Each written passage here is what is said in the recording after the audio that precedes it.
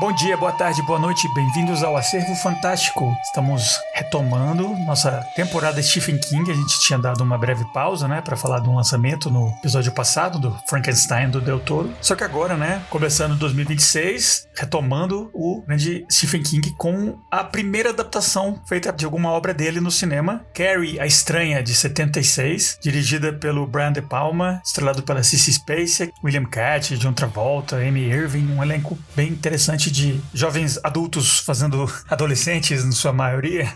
Deixa eu pedir pros meus dois co-hosts darem um alô aqui. E aí, Diegão, como é que você tá? Tudo beleza, pessoal. Empolgado pra esse filme. Já vi várias vezes. Gosto muito de Carrie. Maravilha, bora lá. Eu também acho que todo mundo adulto. Um queixo quadrado, né? Com a barba fechada. E as mulheres todas, né? Adultas também. Muito interessante como naquela época, um filme, especialmente um filme desse, né? Não se podia contratar adolescentes de verdade, né? Eu acho que era até contra a lei, assim. Não podia fazer. Tem um cara, inclusive, de boné vermelho, né? Só pra tirar isso da, né? Tem um cara de boné vermelho que ele deve ter 40 anos. É o que troca os boletos lá dos votos, né? É tipo o avô de algum deles lá. E ele é um aluno. É, perfeito. Mas isso não é um mal do Carrie, isso é... Todo filme de adolescente tem isso. Até hoje, eu acho, né? Mas meu outro co-host, antes da gente começar já a falar aqui dos velhos fazendo os novos, é Igor de Campos. E aí, rapaz? Olá a todos e todas que estão escutando. Sempre um prazer estar aqui com vocês, cavalheiros, falando sobre esses filmes que entraram na puberdade meio tarde, né? Porque, afinal de contas, né? E filmes extremamente cabeludos também. Eu acho que a coisa mais perturbadora desse filme são os cabelos do William Katt. Isso realmente eu não consigo superar. É, umas madeixas. Eu fiquei de cara mesmo. Caramba, Lagoa Azul muito forte. Que caramba, como é que esse cabelo era aceitável na época? Era absurdo, era tipo assim, pior do que hair metal. Era surfista hair metal havaiano, californiano, anos 70, no extremo. Caceta! Isso realmente ficou no tempo, ficou datado. Surfista hair metal. Obviamente, assim, a gente vê que o Diego dos Santos, ele entende muito de música, ele sabe perfeitamente do que ele tá falando. Esse é um negócio que não existe na natureza. Eu entendo perfeitamente. Sim, surfista são madeixas, assim, agressivas, né? Você se sente agredido, né? Pela quantidade exorbitante de cachos. Toda reclamação aqui, conversa de cabelo, é puramente de inveja, assim, de nós três, tá? Total. Que é o clube da calvície. Testas gigantes. Puro recalque. Não. Só que, galera, hoje, antes da gente começar a falar da trama e tal, que a gente faz sempre, né, um apanhadão do que é a trama do filme, eu queria que a gente desse uma breve pausa, assim, 2 minutinhos, porque a gente tem uma super novidade pros nossos ouvintes. Quem acompanha a gente na rede social já deve saber, né, porque a gente inaugurou uma novidade do Acervo agora no final de dezembro, que é a campanha contínua de assinaturas no Apoia-se. Até agora a gente faz o nosso programa aqui, a gente paga a edição do bolso, a gente tem os equipamentos, tem microfone e tal, não sei o que. Até agora tem sido tipo um hobby legal que a gente faz, mas a gente precisa, né? A gente notou que precisa ter algum tipo de ajuda pra gente arcar com esses gastos, porque a gente quer manter a produção, a gente quer continuar, a gente não vai parar, a gente não vai reduzir o número de episódios nem nada. Inclusive, a ideia da gente ter esse clube de assinaturas é expandir um pouco o programa, né? A gente vai ter um pouco essa folga, né? Bom, agora a gente já não precisa correr atrás pra pagar a edição do bolso e tal, e tem que trocar o tripé do microfone e blá blá blá. Isso fora da nossa mente, a gente consegue, por exemplo, entre os nossos planos, fazer episódios extras para os nossos assinantes, né? Que outros planos a gente tem pro nosso apoio, pros nossos ouvintes, grande Diegão? Antes dos planos, eu acho que eu só queria reforçar o que o Felipe falou, pessoal, que a gente realmente criou o podcast como um hobby que vem desde a pandemia, né? Vem desde o nosso podcast passado, Sala de Projeção Podcast, e a gente resolveu se encontrar. Nós estávamos um pouco espalhados pelo mundo, então a gente tinha muita necessidade de se reunir, de se ver, de conversar, e a gente percebeu que conversar sobre cinema, sobre filme era muito enriquecedor, era até melhor do que ficar batendo só papo furado. E aí a gente criou um podcast em 2020. E desde então, desde o fim do Sala de Projeção até a criação do Acervo Fantástico, até agora, a gente tem levado esse projeto, né, executado esse projeto como um hobby. Então tudo vem do nosso bolso, tudo.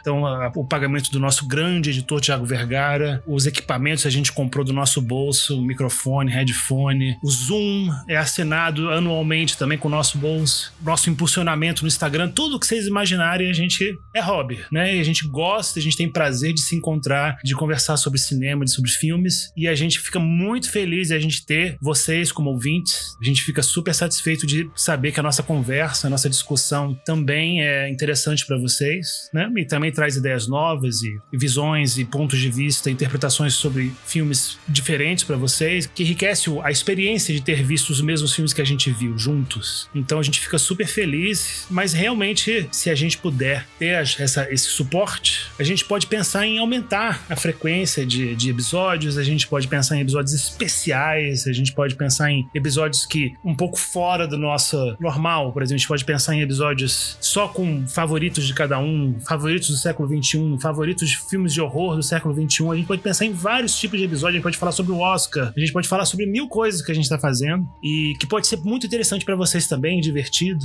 Então, a gente queria ampliar um pouco, né? A gente queria fazer mais, né? Mas pra fazer mais, pra gente sair da onde a gente tá, do ponto onde a gente tá, a gente precisa de suporte, porque a gente tá no nosso limite, assim, a gente não pode fazer mais do que a gente já tá fazendo. Então, querem mais? Vem nos apoiar, porque aí a gente manda mais coisa pra vocês. Mais conteúdo, mais newsletters, episódios especiais. O Felipe é um grande artista, né? O Igor também. Então a gente pode mandar camisas, a gente pode fazer canecas e camisas e coisas incríveis, brindes maravilhosos com nossas ilustrações originais, sabe? Sobre os grandes filmes que a gente fala. Então, poxa, participem, todo esse dinheiro que vocês mandarem, todas as assinaturas, todo o dinheiro vai ser revertido pro podcast, não vai nada pro nosso bolso. A gente não tá pedindo pro nosso bolso.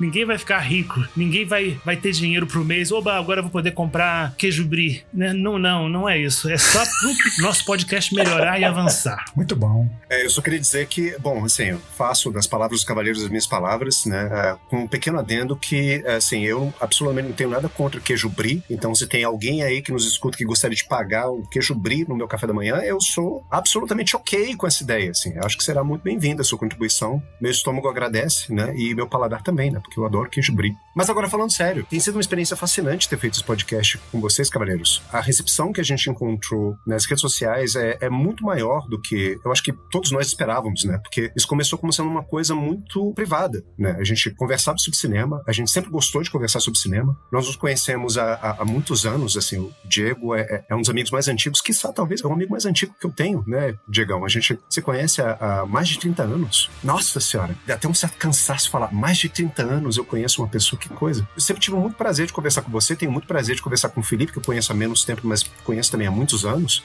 No auge da pandemia, naquela loucura que foi a pandemia, né, a gente pensou em gravar as nossas conversas mais como uma forma de termos um registro dos papos que a gente tem. E já que a gente está gravando as conversas, por que não, né, a gente colocar isso em alguma rede social, né, Spotify, né, fazer propaganda de alguma forma, assim, vai que tem alguém que se interessa por isso, né, não sei, amigos de amigos, ou então colegas de trabalho que escutam e que acham bonitinho. Mas ao longo desses últimos meses, né, a gente foi vendo que não apenas tem pessoas aí que se interessam pelas nossas conversas, como também participam ativamente, né, mandando sugestões, críticas, dicas de filmes também. E isso tem sido muito bacana, isso tem sido ótimo, sabe? E aos poucos a gente vê que a gente tá criando uma espécie de comunidadezinha de cinéfilos, de pessoas aficionadas por cinema, não só cinema de gênero, mas por cinema de forma geral, né? Que tá colando junto e tá interagindo com a gente. E isso tem sido muito bom, tem sido muito prazeroso. E assim, a campanha do Apoia-se é uma forma da gente, como os meninos já falaram, né? Expandir isso ainda mais, de criar novas redes, né? Novas interações, interagir mais com as pessoas que estão escutando, né? Justamente assim, abrir mais esse canal de comunicação que a gente tem com os nossos ouvintes e poder realmente e deliberadamente, assim, sabe, produzir um conteúdo que seja não apenas satisfatório, mas que seja também enriquecedor, não só pra gente, né, que aprende muito, né, um com o outro, mas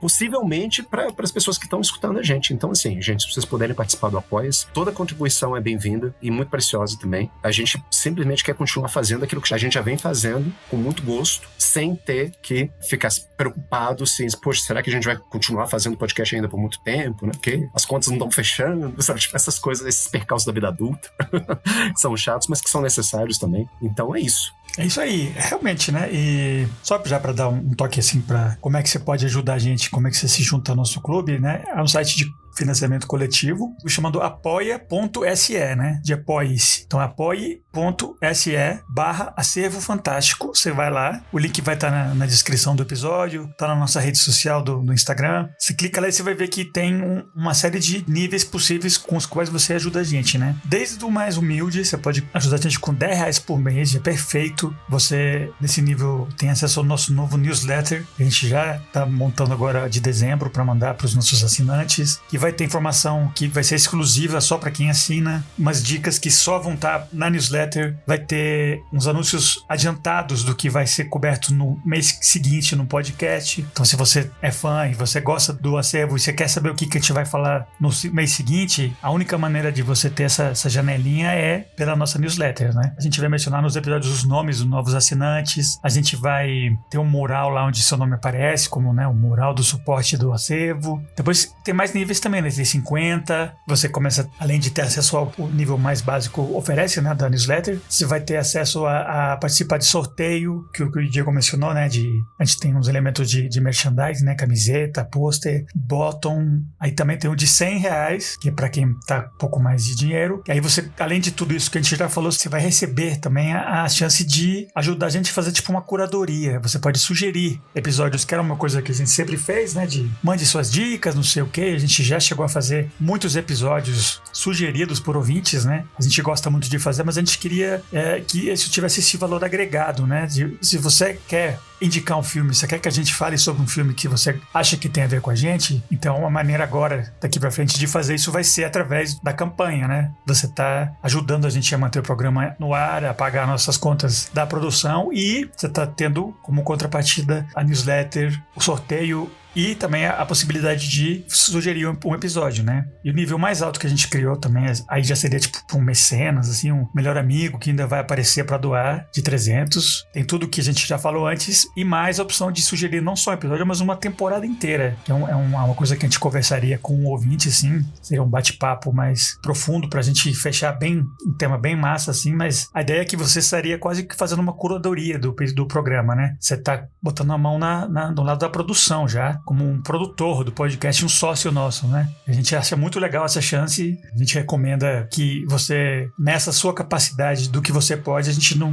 Qualquer valor, na verdade, serve pra gente, porque esse crowdsourcing é o grupo que tá pagando, né? Não é um indivíduo sozinho que vai pra um patrocina. Então, se você sabe, não posso doar muito e tal, não interessa, o pouquinho que você pode é um grãozinho no nosso copinho lá que vai encher e vai ajudar a gente a pagar a edição e a fazer o que a gente realmente quer, né? Que se a gente conseguir pelo menos R$1.000 por mês no total, a gente vai conseguir, a partir daí, manter a produção atual que a gente já tem, que é um episódio cada 2 semanas, que vocês vão continuar recebendo. Mas se a gente passar desses 1.000, a gente vai conseguir fazer um episódio extra por mês. Então vão ser 3 episódios. E esses talvez não sejam no mesmo formato que o Diego mencionou. Pode ser uns temas diferentes, pode ser algo mais interessante e diferente. Não vai ser mais só do mesmo, né? Nossa meta inicial de arrecadação, assim, é esses R$1.000 por mês, que não é nenhum sonho mirabolante, ainda mais com a ajuda de vocês, eu acho que a gente chega lá. A gente também já tá conversando por fora, assim, em parceria com outros podcasts, de chamar a gente pra falar com a gente num episódio especial e tal. Então, isso tem um monte de sonhos e ideias que a gente tá tendo, que a gente, sinceramente, precisa de alguma ajudinha extra só pra cobrir esse gasto, sabe? Que a gente não quer manter sempre nesse nível tão amador e tal. Pagar do bolso é legal, mas tudo bem. E sabe, a gente nunca consegue deslanchar mesmo, né? A gente já tem esses nossos ouvintes usuais de sempre, que acompanham desde o sala de projeção, desde o começo do acervo, que a gente adora e a gente sabe também que a vida não tá fácil, então que não seja algo que vai pesar no seu bolso, mas que você saiba que você pode pagar e que também você tenha certeza que vai pro cofrinho do acervo, né? Vai pra melhorar essa coisa que você já curte, que é o programa, né? Então é isso, pessoal. O link tá lá na descrição do episódio, apoia.se/acervo fantástico, e ajude como puder, que será muito bem-vindo e será revertido para o programa, né?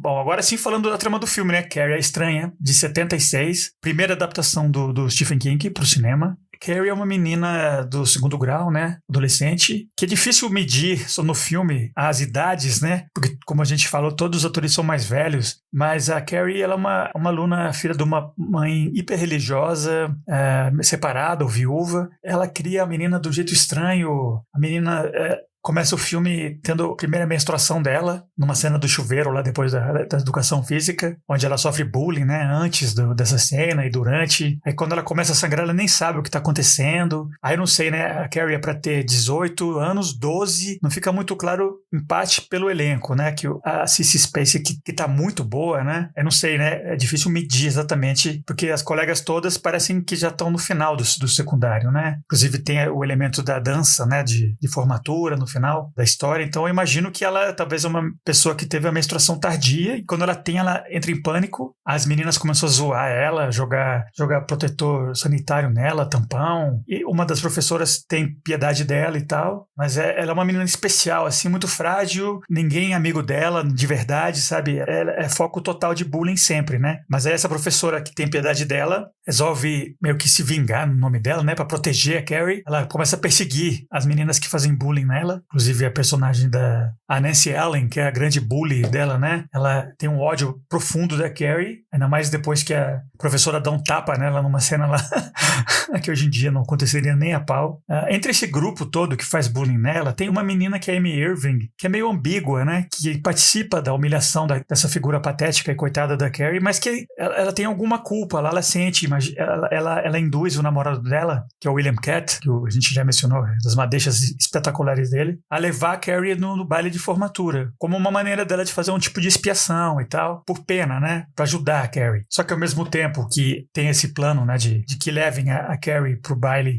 o William Katt e a Amy Irving, a Nancy Allen, que é a grande inimiga da Carrie, ela monta um plano com o namorado dela, que é o John Travolta, de botarem um balde de sangue de porco em cima, assim, e eles sabotam a votação do rei e a rainha do baile para que a Carrie ganhe, para que quando ela suba lá no palco, eles virem o balde e caia tudo em cima dela, né? Que o único foco da vida dessas adolescentes é humilhar e destruir a Carrie, né? E ao mesmo tempo que tem todo esse drama escolar e da menina outsider e dessa mãe religiosa bizarra, a gente começa a ver ao longo da história que ela tem, quando ela chega nos pontos assim mais emocionais, a Carrie manifesta tipo um poder meio telepático, né? Ela move as coisas com a mente dela e, como todo bom conto do Stephen King dessa época, né, tem sempre algum elemento meio paranormal e a Carrie tem alguma coisa lá, um poder interno dela secreto, né? E aí, chegando, finalmente ela briga com a mãe dela, ela se rebela, ela manifesta um pouco esses poderes para a mãe dela, para poder se livrar dessa sombra pesada dela. Ela vai no baile, o pessoal consegue fazer essa humilhação dela, de jogar o balde em cima dela, com sangue. Aí ela meio que estala, né, e perde o controle e começa um incêndio, começa a morrer uma quantidade de pessoas no baile, inclusive a professora que ajudava ela, que ela no meio do pânico, da raiva dela, ela imagina que tá todo mundo rindo dela, inclusive a professora, que não é verdade, e ela sai toda manchada de sangue pela rua. A Nancy Allen encontra a volta ainda no último momento, assim, de ódio sem motivo, eles decidem atropelar, só que a Carrie usa o poder dela e o carro vira e explode e ela não morre. Aí ela volta pra casa dela, onde a mãe dela tá esperando, e a mãe entende que a Carrie é uma bruxa, né? Ela tenta matar a Carrie com uma faca, não consegue, e a casa meio que afunda, um final meio doido, meio absurdo, assim. Os poderes da Carrie fazem a casa tremer e se afundar num buraco, assim. Aí acaba a história da Carrie, coitada, e da mãe dela. Aí no finalzinho tem uma coda final, assim, um epílogo da Amy Irving, que é a única que teve um pouco de piedade da Carrie, que insistiu que ela fosse no baile com o namorado, e ela tem meio que um sonho, assim, que ela tá chegando onde tava a casa da Carrie, que agora é um buraco, assim, e aí ela deixa uma flor e pum, a mão da Carrie sai do solo e pega na mão dela, e aí a história acaba mesmo, né? Mas é isso, né? É uma história que é bem popular, já foi refilmada 2 vezes, né? Teve um remake de 2002 que eu não vi, e depois teve um segundo remake, acho que 2013, com aquela atriz Chloe Grace Moretz no papel da Carrie, que por inferior que seja o filme, pelo menos é um adolescente, tem isso, eu já até comentei com o pessoal aqui, eu brinquei com eles, que não é um grande filme, mas você não me pergunta por que tem uma pessoa de 30 anos aqui nessa aula como aluno, né? Mas agora sim que a gente já falou da trama, deixa eu perguntar para vocês dois, qual é a sua história com tanto o livro, né, que inclusive eu li, o primeiro livro do Stephen King que eu li, quanto com o filme, né, da da Carrie a Estranha. Vamos começar com o Igor. Qual é a sua história? Minha história com a Carrie é relativamente recente. Eu assisti esse filme tem poucos anos, né? Eu demorei muito pra ver esse filme. Porque é engraçado, né, Cavaleiros? Esses são Carrie a Estranha do Brian De Palma, é o tipo de filme que ele tá na cultura pop, assim, mais ou menos, de forma mais ou menos onipresente. Então, assim, por mais que você não tenha visto o filme, você já viu o filme, mesmo sem ter visto o filme. Porque você acaba assistindo filmes que fazem referência a ele, você acaba assistindo programas de televisão, programas de cinema ou algum outro tipo de programa que tem uma cena, que passa uma cena dele, alguém acaba fazendo um comentário de uma cena do Carrie. Então, assim, quando eu fui assistir finalmente o filme do De Palma, eu já sabia tudo que ia acontecer, já sabia, né, de como é que ele acabava, já sabia do epílogo dele, já sabia a história não foi uma surpresa pra mim em nenhuma instância. Ainda assim, eu tenho que dizer que essa é uma das minhas adaptações do Stephen King favoritas. É um dos filmes que eu mais gosto. Aliás, fazendo uma reflexão, essas gravações do podcast, assim, sabe, tem me feito pensar muito a respeito, né, do início da minha experiência de cinéfilo. E o Stephen King, assim, hoje eu sou um leitor do Stephen King, eu leio os livros do Stephen King, mas eu comecei muito tarde na minha vida a ler Stephen King. Eu acho que porque, quando eu era adolescente, eu assisti muitas adaptações ruins dos livros do Stephen King, né, muitos filmes terríveis, né, que eram inspirados ou baseados na obra do Stephen King. Um exemplo disso é aquele Children of Corn, que aqui no Brasil é Colheita Maldita, só pra citar um exemplo. Esse filme é horroroso. Então, assim, eu assisti uns filmes muito ruins, né, nessa época, e inevitavelmente associei Stephen King, esse cara não deve ser muito bom, né, assim, porque olha só as adaptações dos livros dele, não deve ser grande coisa, né, mas obviamente, né, isso foi o princípio da minha cinefilia, né, e eu tava culpando o Stephen King das más adaptações que eram feitas dos livros dele, coitado, ele não tem, muitas vezes ele não tem culpa, algumas vezes ele teve uma participaçãozinha, né, você vê que ele foi produtor executivo, né, que às vezes ele faz uma ponta no filme, ele faz uma ponta no It, e por isso eu não perdoo ele, jamais, né?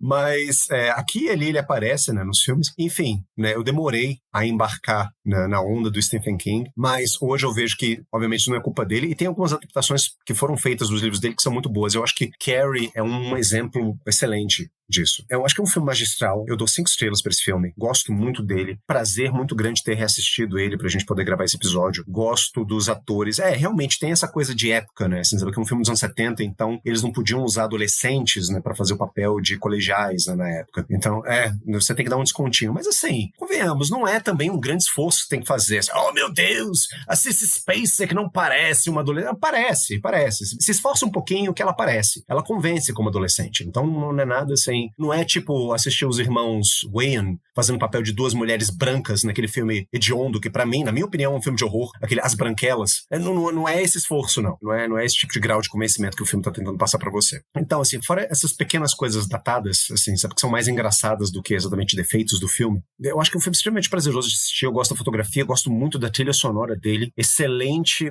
praticamente uma aula de como você fazer uma boa trilha sonora de horror, que pontua os momentos mais encantadores do filme, mais ternos, mais tenros, né, especialmente na relação entre a professora de educação física e a personagem da Sissy Spacek, até os momentos mais terríveis. Ele tem algumas das sequências mais lindas e mirabolantes da história do cinema, na minha opinião. A sequência de abertura eu acho fantástica.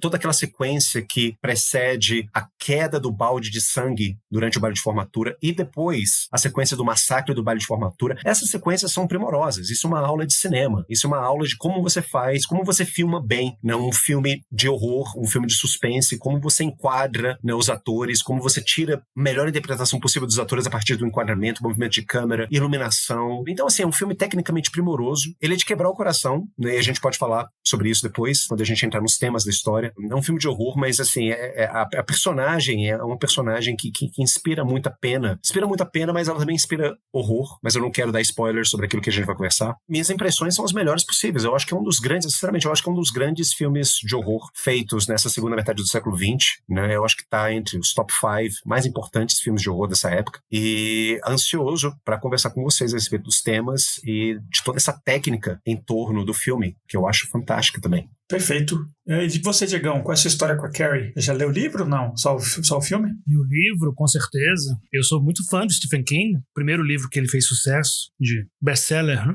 Acho que ele era bem menino, abaixo de 30, com certeza, quando ele escreveu Carrie. Dá pra perceber, assim, umas tentativas de manipulação da linguagem que ele faz, os pensamentos intrusos que ele coloca entre parênteses, né, que ele coloca em itálico. Ele realmente tentou experimentar bastante com Carrie. Ele não gosta desse romance, muito, né? Ele sabe que é um romance, um esforço juvenil, quase, mas que valeu muito a pena. Eu gostei muito de ler o livro, mas eu vi o filme primeiro.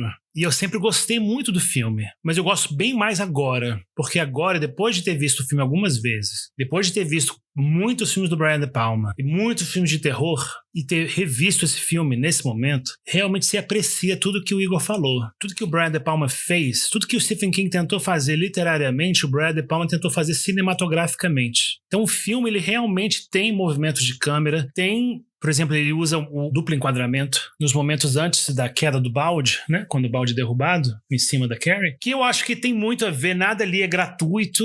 Inclusive, ele retira, eu acho isso incrível. Eu acho, uau, como é que... Nossa, o Brian De Palma, ele tem que bater palmas pra ele, porque ele pega o mesmo som da facada do Psicose e usa nesse filme. Bem usado. É bom, né? Ele pega esse sonzão clássico que todo mundo reconhece que é do Psicose e usa nos momentos que a Carrie utiliza os poderes dela telecinéticos, né? E combina direitinho com a interpretação dela também. E também concordo muito com o que o Igor falou. Não importa a idade dos atores, a Sissy Spacek especialmente, ela convence perfeitamente como adolescente. Ela é uma menina, quase uma criança no filme, perfeitamente.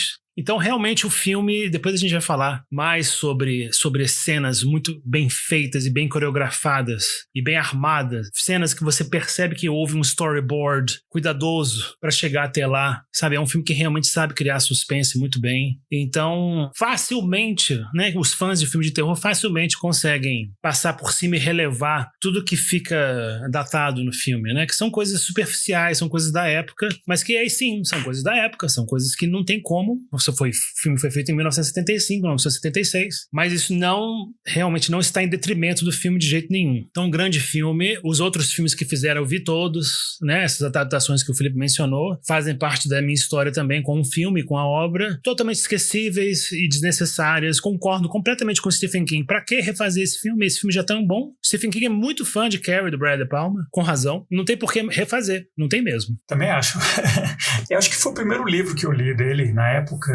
Acho que faz uns 25 anos, 30 anos, eu estava no segundo grau, eu tinha a idade da Carrie, mais ou menos, e não sei se eu tinha visto o filme, eu ia assistir o filme, alguém tinha ele em espanhol, e eu, quero ler, aí eu li, gostei, acho que ele é escrito em formato meio que de carta, né, impressão minha, epistolar, assim, se eu não estiver enganado, mas eu lembro que eu gostei muito, assim, eu achei bem melhor, mais denso o livro, né, eu não tinha lido muito ainda livros que viraram adaptações, né, isso é algo bem mais comum pra mim hoje em dia, eu fiquei assim de cara, como era mais rico o livro, né? Mais denso, interessante. Mas eu gostei muito e agora nessa última vez que eu reassisti, né? Eu prestei muita atenção nesses cacuetes, né? Do De Palma, né? Porque assim como o Diego já tinha comentado, o De Palma é tipo obcecado com o Hitchcock. Não é epistolar, mas o romance ele tem vários pontos de vista, né? Tem vários narradores. Tem um narrador iniciante e tem os narradores personagens, né? Ah, tá. Então muitos personagens dão seus depoimentos, né? Então vários depoimentos. Entendi. Eu teria que reler. Mas falando já do filme, né? Eu gostei muito desses cacuetes estilo Hitchcock do De Palma, né? Ele usa muito além de usar aquela edição que ele corta a tela em dois e mostra duas ações simultâneas, né? Que acontece na hora do atentado, né? Digamos lá do balde. E depois, ele ao longo do filme usa muito aquele que chama Split Diopter, né? Que é uma lente que tem um ângulo duplo, porque é muito difícil você enfocar primeiro plano e fundo ao mesmo tempo. Tem umas câmeras que tem um truque que metade dela tá enfocado lá atrás e a outra metade no primeiro plano. E isso ele usa direto nesse filme, cenas que você vê, por exemplo, o William Katt tá lendo lá um poema dele na aula dele, que ele plagiou de algum lugar, ele tá em primeiríssimo plano, em foco, e lá atrás tem um momento de borrão, e lá atrás tá a Carrie em foco de novo, ela comenta que lindo, né? Aí, inclusive, aí que começa essa história deles quererem que ela saia com ele no prom, e ele usa isso direto, ele usa o uso, assim, ele é um formalista, né? Isso é tão legal na obra toda do De Palma, e é legal ver, porque eu acho que esse é o filme mais antigo dele que eu assisti, por exemplo. Eu sei que ele fez uns anteriores com o De Niro, até fez aquele Irmãs, que eu não assisti até hoje, mas esse sendo o mais antigo que eu conheço dele, né, que tá fazendo 50 anos exatamente agora, em 2026, já tem toda essa trucagem, essas coisas que ele pegou do Hitchcock, que ele adora, e ele foi usando ao longo da carreira dele inteira dele, já tá, tipo, formado lá. Ele é um dos grandes nomes do cinema americano mesmo, né, dessa geração dos anos 70, né, do American Zoetrope, novo cinema americano, ele é uma figura mesmo, assim. Então é um filme que até vendo ele no silêncio, sem áudio, sem diálogo, é tão rico visualmente na maneira como ele conta a história, que você pega o que está sendo comentado, o que está sendo contado lá. É muito legal nesse sentido também. Apesar de que os atores são bons, o diálogo é natural e interessante, mas esse brio cinematográfico do De Palma já estava formado totalmente já nos primeiros filmes dele. Gostei muito de ter revisto. Então bora começar a falar dos grandes temas, né? Tem esse esquema de... um dos grandes, né, é crueldade versus inocência, né? Que a Carrie é uma figura que você não sabe explicar por que eles odeiam tanto ela na escola, mas ao mesmo tempo é tão óbvio, né? Que eu, por exemplo, quando eu era criança, também era meio que o outsider um pouco, tinha alguns momentos de bullying e tal, e é meio irracional, né? Mas ao mesmo tempo ela é um alvo óbvio, né? Claro que eles vão pegar nela, né? Ela não sabe o que é menstruação, ela parece um alienígena quase, né? O que vocês acham dessa figura da Carrie nesse mundo do segundo grau, dessa sociedade, né? Que já começa, no colégio tem essa micro-sociedade, né? Essa imitação no mundo, né? Então já tem esses antagonismos, né? E a Carrie tá tão mal preparada pra vida com a mãe dela. O que vocês acham desse esquema, né? Dessa inocência pura dela versus o mundo? Eu até queria já puxar uma ponta, assim, pro final da história, né? Que a Carrie morre em decorrência da mãe dela, né? Que diz que ela é uma bruxa e tal. E a mãe dela, quando morre, a Carrie joga assim telepaticamente, telequineticamente, umas facas nela. E a mãe fica toda espetada, imitando uma figura do São Sebastião, acredito que ela tem, que também tá todo com as flechas e tal. E pra mim, dá pra ser lido quase como se a mãe dela, com todo o defeito que ela tem, toda a perturbação mental, aquele furor religioso dela, se a Carrie realmente não é mesmo uma bruxa, uma coisa perigosa, e ela fez bem de ter matado, e ela se sacrificou que nem um santo mesmo no final, né? Então eu não sei o que vocês acham disso, de a inocência da Carrie contra o mundo, e será que ela era tão inocente mesmo ou não? O que vocês pensam sobre isso como um todo, assim, sei lá? Então, eu acho que a grande qualidade desse filme é que esse filme, ele é um filme jovem, porque apesar de ter sido feito já há 50 anos atrás, ele é um filme feito por um jovem diretor, começando, né, Brian De Palma. Talvez seja o primeiro filme dele grande mesmo. E atores todos também jovens, começando a carreira, né? John Travolta não tinha nem ideia do que ele ia fazer Saturday Night Live depois, sabe? Não tinha fama nenhuma. Tinha lá uma série de televisão que ele fazia, um pouquinho famosa. Cotter, não sei o quê, né? Welcome back, Cotter! Mas nada. Então, eu acho que esse filme, ele reflete formalmente, em termos de forma e mensagem, o que é ser jovem, o que é ser adolescente. Eu acho que ele transmite, por isso que também a interpretação da Sissy Spacek é tão convincente, porque a gente vê o que está acontecendo com ela pelos olhos dela. E pelos olhos dela, tudo é catastrófico, tudo é imenso, tudo é gigante, é trágico. E a mãe dela faz isso piorar ainda mais. Tudo é muito sério, tudo é muito agravado, tudo é aumentado. Então, essa lente de aumento, ela é muito identificável, né? Você se identifica com isso porque se a gente faz um exercício de memória, a gente se lembra como que a gente levava tudo a sério na adolescência, né? Qualquer bullying, qualquer coisinha tola que alguém falasse pra gente, a gente ficava muito bravo e muito sentido e muito triste, ia pro quarto se trancar, chorar e levava aquilo ali pro coração e acreditava que aquilo ali era verdade, né? E a gente acredita muito nisso. E o filme, eu acho que é um filme muito conciso, mas também muito...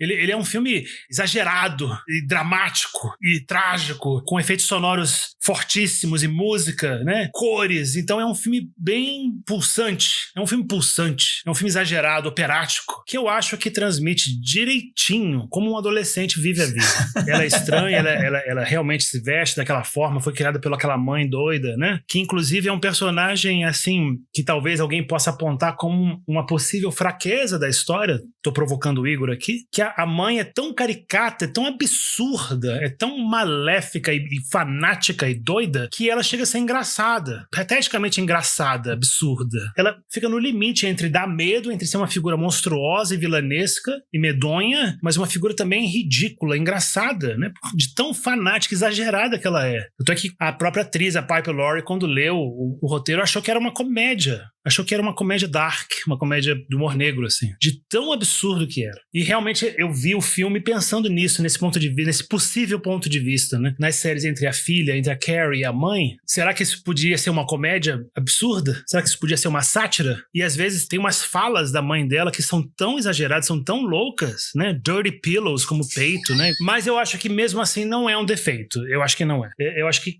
conta pra história. Eu acho que também soma esse aspecto de que tudo é muito grave e operático e trágico, exageradamente importante importante para um adolescente. Tudo é sério, tudo é muito grave. E eu acho que todos esses movimentos de câmera que o Brian De Palma fez, né? Esses efeitos que o Felipe falou, do foco lá no fundo e o foco na frente, e meio fora de foco no meio, muito legal, né? Que é a cena dividida em dois, né? Pra você ver duas ações acontecendo simultaneamente. Tudo isso é feito para ampliar como o adolescente vive e vê o mundo. Essa juventude e essa inocência ou não da Carrie, ela é ótima, ela é muito legal. Perfeito. Pra mim, o melhor personagem é Piper Laurie. Então, ainda bem que ela tá atuando do jeito que ela tá nesse filme. Ela tá muito boa como a Margaret White, da Maris lá da história.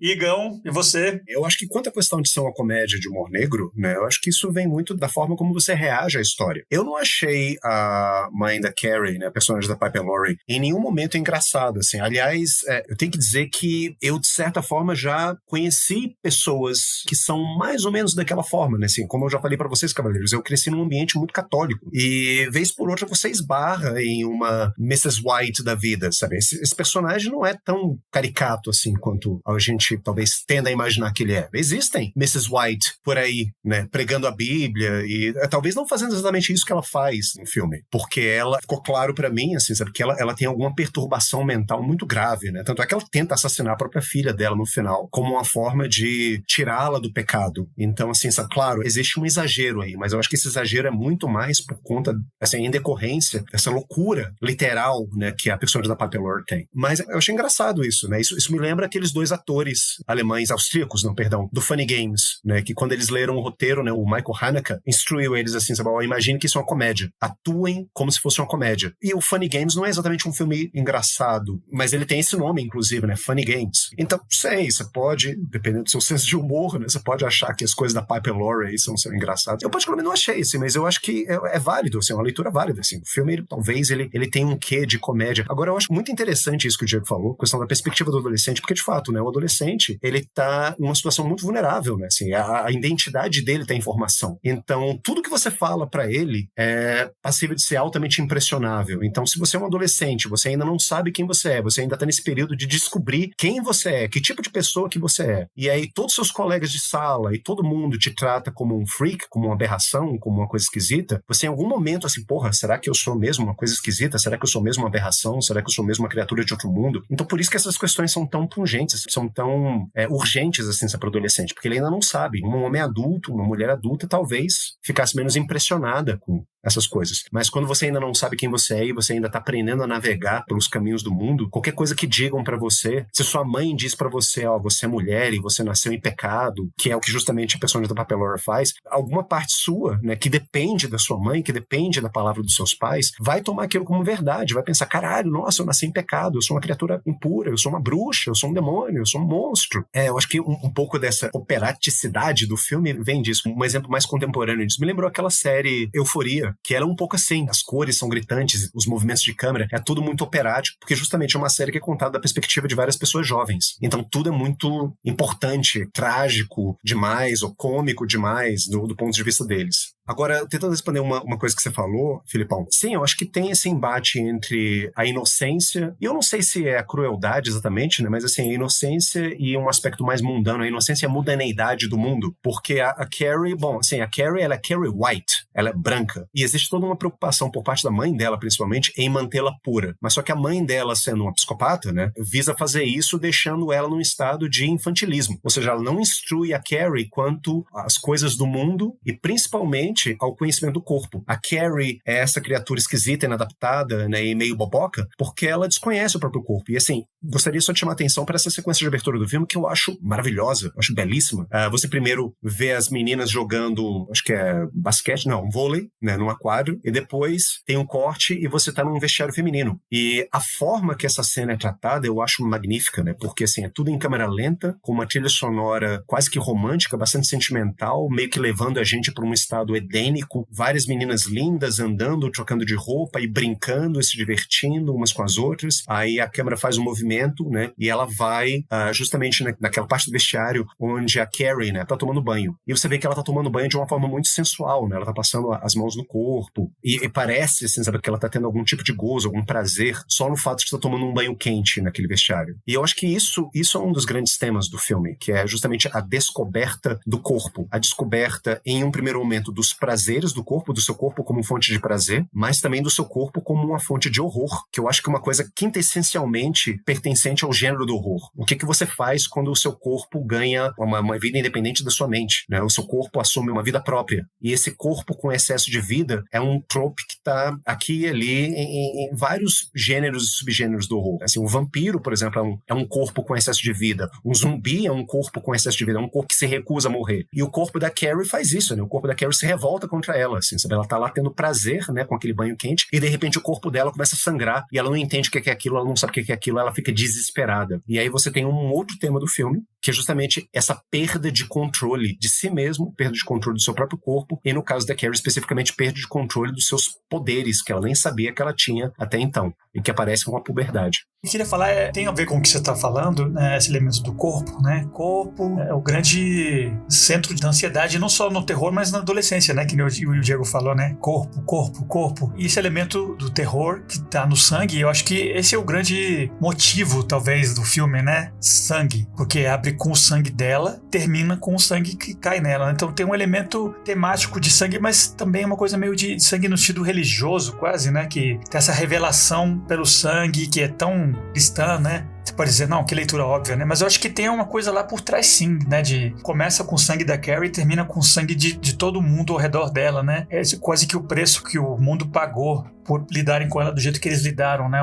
Essa ignorância que ela tinha dela mesma, graças à mãe dela, virou aquela apoteose apocalíptica no final, né? Não sei o que vocês pensam disso. Assim, eu acho que essa descoberta do corpo, né? No livro e no filme, ela se confunde também com a descoberta dos próprios poderes, né? Telecinéticos. Isso é abordado. O filme é muito conciso, né? Acho que é 1h40 só de filme. E tudo é abordado, mas é abordado de maneira concisa, exatamente, né? De maneira bem objetiva. Mostra a cena dela na biblioteca lendo sobre telecinese, sobre outras pessoas que têm esse poder, né? Que já passaram por isso também e tal. E é muito legal isso porque eu acho, né? A coisa interessante que eu vejo nisso, e que tem muito a ver também com uma fantasia adolescente, um desejo adolescente, é que ela percebe que a mãe dela, ela faz questão, né? A mãe dela, isso acontece muito no mundo real. Isso sim acontece muito no mundo real. A mãe dela tem um poder, uma autoridade completa sobre a Carrie, total. E a Carrie, ela começa a perceber de que ela pode sair disso, né? Que ela pode se rebelar contra isso. Que ela pode não se sujeitar a esse completo comando da mãe dela. Comando literal, de autoridade, mas também como comando intelectual, espiritual. Ela pode quebrar, ela tem uma parte no filme, que isso que faz o filme trágico, né? Tem uma parte do filme que você percebe que, quem sabe, a Carrie consiga sair desse caminho que a mãe dela quis exigir a ela, né? Quem sabe a Carrie consiga conquistar uma autonomia e uma autoestima a ponto de conseguir se libertar desse destino já pré-planejado pela mãe dela, que ela consiga sair do jugo da mãe dela, que ela consiga criar o próprio caminho, que ela consiga traçar um próprio caminho dela mesma e sair disso, né? E ir pela tangente, né? Fazer uma linha dela mesma. E ela percebe que, poxa, eu posso usar meus poderes para fazer isso. Eu posso usar meus poderes para quebrar essa linha familiar, genética terrível que minha mãe tá impondo a mim,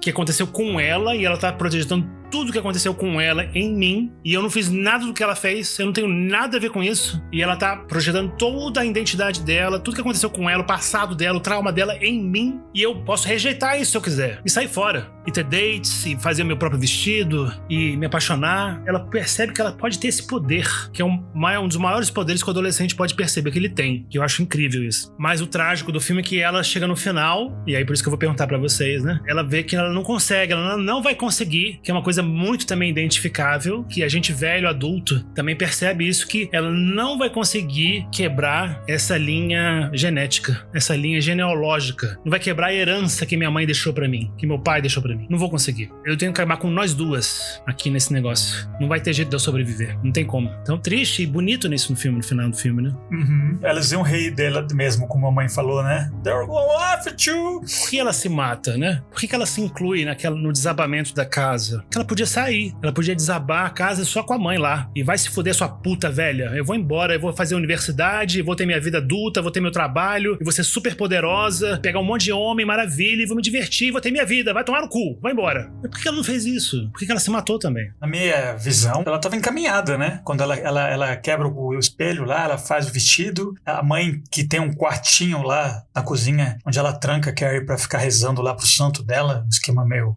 medieval, assim. Ela nega, ela diz, não vou rezar, não vou. E a mãe não consegue impedir, né? Então ela tá saindo mesmo dessa sombra da mãe. Ela tá encaminhada até o momento quando o sangue cai nela, né? Aí aquilo tudo é confirmação dos medos da mãe. Tanto é que ela ficou ouvindo a mãe falando que eles vão rir de você. Aí foi a confirmação de que a mãe estava certa, né? Nessa visão dela, que pode estar errada, né? Então por isso que ela volta pra casa e diz, mãe, você tinha razão, eles riram de mim, ela toma um banho lá e tal. Aí a mãe tenta matar ela vai dentro desse mesmo plano, né? De autodestruição da casa e da mãe dela. Ela meio que não tinha outra saída, né? O que ela ia fazer? Ia matar a mãe e fazer o quê? Voltar lá pro baile? Onde o pessoal jogou o sangue nela e confirmaram do que a mãe tinha falado, né? Eu acho que não tinha mais saída nenhuma nessa visão adolescente, né? Catastrófica dela, né? O mundo que eu queria me odeia, minha mãe tá certa e ela me odeia também. Acabou a história, né? Tadinha. Por aí é que eu vi, né? Não, o Filipão tá certíssimo, né? Eu tive, inclusive, essa mesma percepção. Eu acho que o real elemento trágico da história da Carrie é justamente nesse momento do baile em que ela fica ouvindo aí. Faz aí de novo, Filipão. Como é que é a voz da Harper Laurie? They're gonna laugh at you!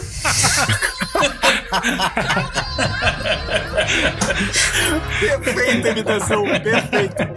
Ela fica escutando isso como uma vitrola quebrada na cabeça dela, né? Eu acho que tá aí a grande tragédia dessa história, que a gente aludiu aqui e ali, né, falando sobre esse filme, dizendo que o filme é uma tragédia, que as coisas vistas da perspectiva de um adolescente são uma tragédia, né? Mas, de fato, esse filme, ele tem elementos trágicos, né, assim, porque você vê uma personagem que, claramente, ela tenta escapar aquele destino dela, e ela tá por um triz pra fazer isso. Ela quase faz isso, né? Quando é eleita a rainha do baile, né? Tá certo que isso é uma farsa, né? Que isso é um esquema, né? Montado pra fazer com que ela caísse numa armadilha, né? Mas ainda assim, sabe? Da perspectiva dela, essa é a grande porta de saída, né? Finalmente eu vou viver uma vida normal, mesmo tendo saído desse lar totalmente quebrado, fraturado, né? Com essa mãe doida e esse pai ausente, né? Porque pouco que a gente sabe do pai é que ele abandonou aquela mulher doida dele pra poder fugir com uma outra mulher. Ela quase cruza essa fronteira da vida dela pra uma dita, assim, entre aspas, normalidade. Aquilo que é considerado uma normalidade, né? Nesse meio, né? Na cidadezinha suburbana dela. Quase. Mas aí acontece isso, né? Eles derramam sangue de porco, né? Aliás, eu queria falar um pouco sobre isso também. Justamente o sangue é um elemento muito forte nesse filme. E aí ela se vinga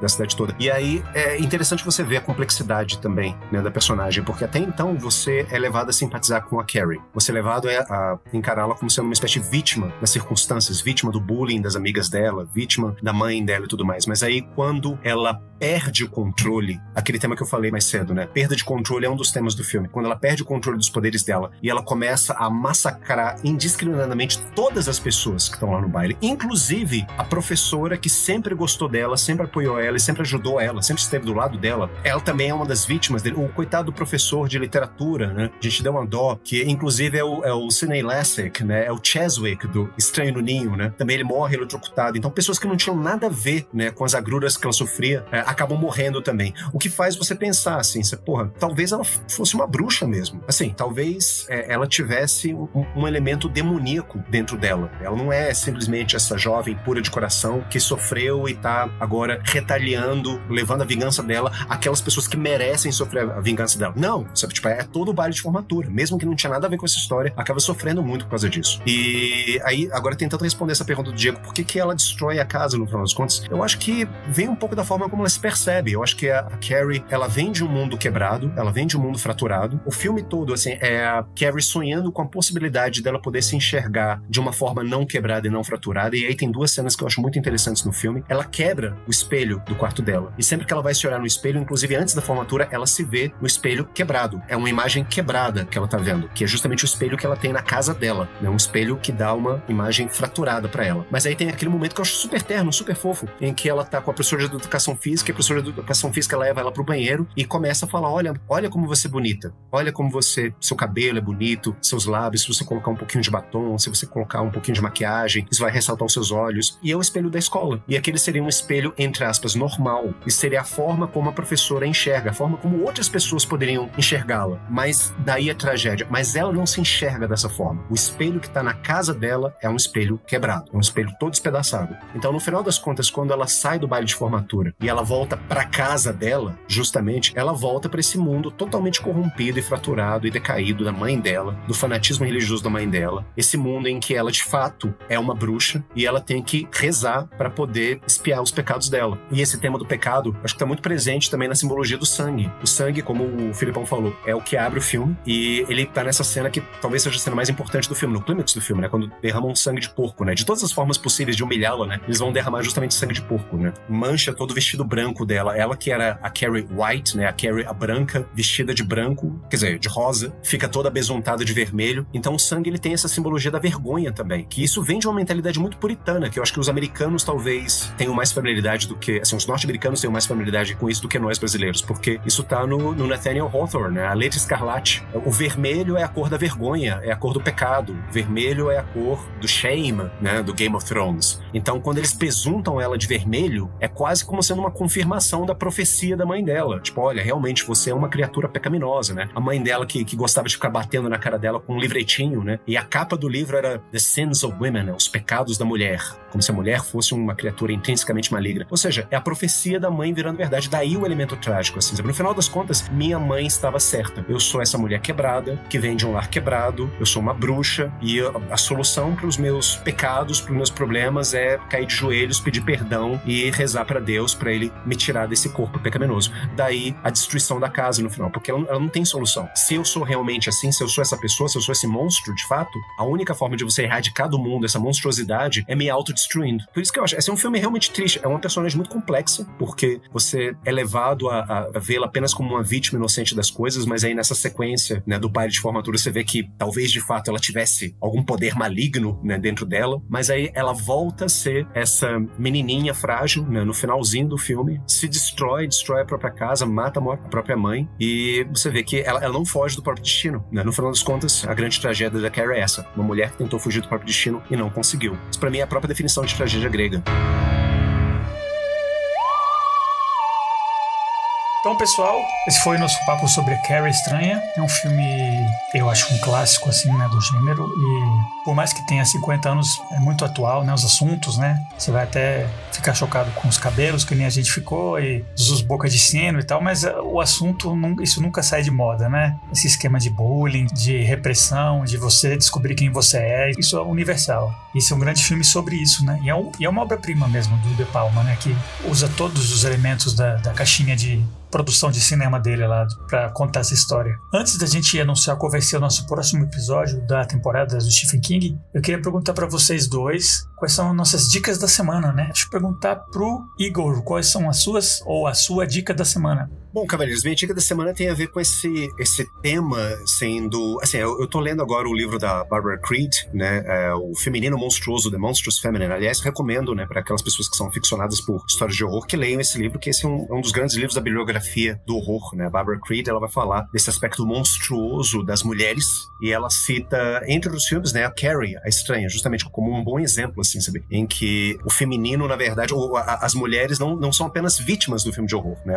A introdução do livro é muito interessante, né? Ela fala assim, sabe, que a gente tende a acreditar que o horror é uma coisa eminentemente masculina, e ela vai dizer que, na verdade, não, assim, o horror tem muitos aspectos femininos. Ela vai falar da Júlia Kristeva, do objeto e tudo mais. É um livro interessantíssimo, né? Mas eu ainda estou lendo, então não posso falar, assim, ainda com propriedade a respeito dele. Mas ela cita o Carrie, justamente, que você não sabe se a Carrie é tão boazinha assim, se ela é só uma vítima, ela não é. E dentro desse tema, então, eu gostaria de citar um outro filme, assim, sabe, que entra também nessa história do monstruoso feminino, que é I Spit on Your Grave.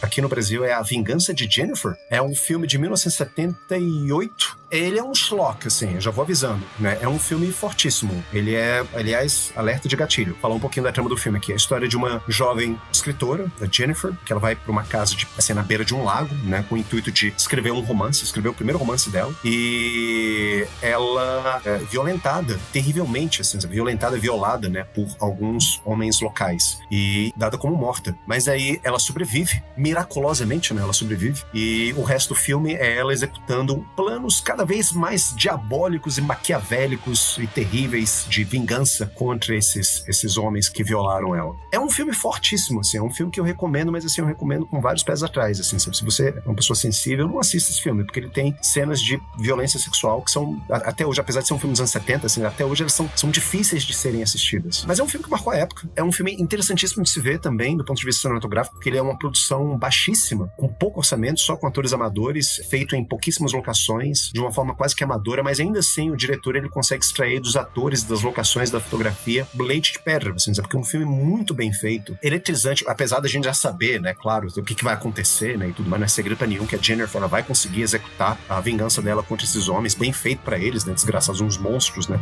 que abusam ela de todas as formas possíveis no filme, então não é nenhum spoiler saber disso, mas ainda assim eu acho que é uma experiência interessante, e é um filme que influenciou vários outros filmes também que vieram depois, à sua maneira um clássico da filmografia do horror, e ele tá dentro desse tema do monstro feminino. Se você quiser ler o livro da Barbara Creed, depois falar pra gente o que você achou e assistir mais filmes dentro desse universo, então tá aí minha dica, né? I Spit on Your Grave, eu cuspo na sua cova, seu maldito. Ou, aqui no Brasil, A Vingança de Jennifer. É isso aí. E aí, Diegão, qual é a sua dica da semana? Minha dica é um filme que eu assisti quando eu era jovem também, adolescente, um filme que me marcou. Ele é um filme romântico e trágico, Brian De Palma novamente sendo trágico. É um filme muito bem atuado, tem uma história de amor bonita que eu acho legal entre o Al Pacino. É um filme com o Al Pacino. Al Pacino é o protagonista, chama Pagamento Final, de 1996. Carlitos Way. Al Pacino novamente fazendo papel de um latino, aquele sotaque dele meio Tony Montana, que eu acho muito fera, totalmente absurdo, Al Pacinesco, mas é Al Pacinesco, tudo bem, né? Uma atuação, uma representação, com um casaco de couro, né? E meio um mafioso de baixo calão, assim, sabe? Que acaba de sair da prisão, e tem ele e Champagne no filme. Ele e Champagne, caceta, talvez dois maiores atores do século XX, século XXI, e Champagne com cabelo, com afro-Jew hair, judeu com cabelão bem crespo, assim, sabe? E muito bem no filme. Eu gosto do filme, esse filme se passa nos anos 70 e o Al Pacino, ele acaba ficando sócio de uma discoteca e tem um monte de música legal e as pessoas dançando. Filme meio de máfia, assim, mas eu gosto do filme, eu acho bonito, eu gosto da tragicidade do filme, né? O filme, ele não tem um final feliz, infelizmente, já dando spoiler, mas eu amo esse filme, amo o Brian De Palma. Esse é um filme do Brian De Palma que não é tão experimental como os outros dele dos anos 70 e início dos anos 80. É um filme mais mainstream, mas eu tenho que admitir que eu também sou meio mainstream e eu gosto desse filme. Eu gosto dos Intocáveis, inclusive, mas todo mundo já viu os Intocáveis, não vou recomendar os Intocáveis. Trilha sonora espetacular, Ennio Morricone, maravilhoso, mas Pagamento Final é muito legal e tá meio esquecido hoje em dia, mas eu acho um filmão, acho muito fera, acho tá um dos grandes filmes de mais ou menos marginalmente sobre a máfia que tem. Eu gosto muito desse filme. Carlitos Way, Pagamento Final. Perfeito. Eu queria aproveitar para recomendar um do De Palma também, que esse bobear é o meu favorito dele. Eu vi só uma vez, mas eu concluí assim que era o meu favorito dele, apesar de que eu não vi todos. É um filme de 81, inclusive o ano que eu nasci, tipo 5 anos depois do Carrie. Ele fez outra vez um filme com o John Travolta, né, que faz uma pontinha só no Carrie, e com a Nancy Allen, né, que é a principal bully, né, da Carrie. Ela é o par dele no filme. É um filme chamado Um Tiro na Noite, Blowout. É um pouco homenagem dele ao Antonioni, né, que é o Blow Up. É um técnico que trabalha com cinema, então é um filme que já, pra começar, já tem toda essa trucagem que ele usa, as edições que ele usa experimentais elevadas ao quadrado, assim, que é um filme sobre cinema, né, então ele fica exacerbado isso, e é muito legal, e ele tá gravando um som pra ser usado num filme de terror, pegando uns sons de noite, assim, o Travolta, com o microfone dele, ele escuta um tiro, né, ele vê um acidente, então ele testemunha do crime, então é um filme meio no ar, tem um elemento meio diálogo até, talvez a melhor atuação do Travolta aqui, que eu saiba, um filmaço, assim, Um Tiro na Noite, 81. Se souber como assistir e correr atrás, eu acho que você não vai se arrepender, vale muito a pena, tá no Mubi, já tá lá, não perca tempo. Esqueci de falar que Carrie, pessoal, eu revi Carrie pro podcast no Netflix, tá no Netflix, hein? Muito fácil de ver. Tá certo, tá na Netflix por coincidência agora, quando a gente tá gravando, tá bem fácil de assistir, então, pelo amor de Deus, né? Corre atrás, pessoal. Queria também fazer uma segunda que eu tô tentando fazer na temporada, né? De recomendar, meio que aleatoriamente, algum outro filme baseado numa obra do Stephen King, por mais que não tenha muito a ver com o episódio. A outra adaptação, a segunda adaptação do Stephen King dos anos 70, depois da Carrie, foi uma minissérie que depois, assim como o It, anos depois, foi transformada num filme comprido, assim, reeditado. É um romance, né, chama Salem Slot, mas aqui no Brasil, tanto ele quanto a adaptação que foi feita pra TV chama A Mansão Marston, entre outros, né? Com aquele ator, o David Soul, né, que fez Starsky Hutch. É um filme de produção pra TV, não é, sabe, do nível dos filmes que viriam depois, que viria, tipo, logo depois viria o Iluminado já, então nem se compara. Mas acho que tá meio esquecido, assim, e eu acho que é legal você já começar a ver essas adaptações desses grandes livros com 1000 personagens do Stephen King, que ele faria depois no The Stand, por exemplo, já no comecinho das adaptações, já chegou chutando a porta, assim, né, com a Carrie, já emendou com o Salem Slot, com a Mansão Marston, e eu acho que vale a pena, pô, se tiver como assistir, tem história de vampiros e tal, então tem um elemento meio gótico, assim, meio gótico contemporâneo, que eu acho que é interessante. Esses personagens de cidade do interior, do Maine, dos Estados Unidos, que ele adora escrever, então tem muito disso já, né? Eu acho que vale a pena, e é meio esquecido, então, inclusive fizeram já depois de anos depois, acho que fizeram uma com Rob Lowe, mas esse eu nem assisti. Então a minha dica é esse A Mansão Marston de 79. Fizeram um recentemente também, eu acho que no ano passado, até esse ano, saiu uma outra adaptação de Salem Slot, mas assim, concordo plenamente com o Diego tá colocando o polegar dele aqui pra baixo, é horroroso